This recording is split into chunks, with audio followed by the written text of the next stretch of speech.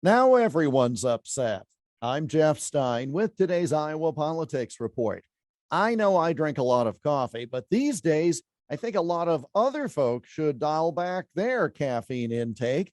Case number one comes from CBS News. The network hired former Trump administration official Mick Mulvaney to comment as a representative of the political right during their news coverage. Mulvaney is no longer a favorite of the former president, so he's hardly a mouthpiece for MAGA. But the uproar within various corners of CBS was loud and angry. Some staffers went public with their so-called embarrassment, which was followed by the leaking of a recording of CBS News' co-president, where he said CBS would be hiring more Republicans since, in his words, we know the Republicans are going to take over, most likely in the midterms. Even Stephen Colbert bit the hand that feeds him well, skewering the decision in a nightly TV monologue. Case number two comes from NBC News. The parent company is hiring soon-to-be former White House press secretary Jen Psaki.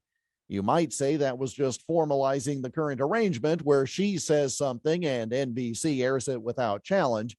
But apparently, the NBC News president had to hold a meeting with staff upset about the whole thing. The staff was told that Psaki's role will be limited to MSNBC, the network that carries, in NBC's words, perspective programming instead of news. NBC News apparently no longer has anything to do with MSNBC, and the claim is that Psaki will not appear on NBC itself. That still seemed like a distinction without a difference to many at NBC and probably to the general public as well. All right, everyone, calm down.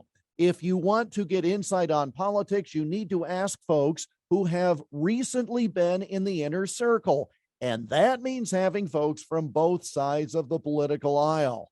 It's also nothing new. George Stephanopoulos is ABC's chief political anchor, and he was a key Democrat operative in the Clinton years. Look, it's Friday. Folks, take a deep breath and maybe switch to decaf. And that's the Iowa Politics Report for Friday, April 8th. On Twitter, Instagram, Getter, and Parler at Iowa Politics. I'm Jeff Stein on News Talk 1540 KXEL.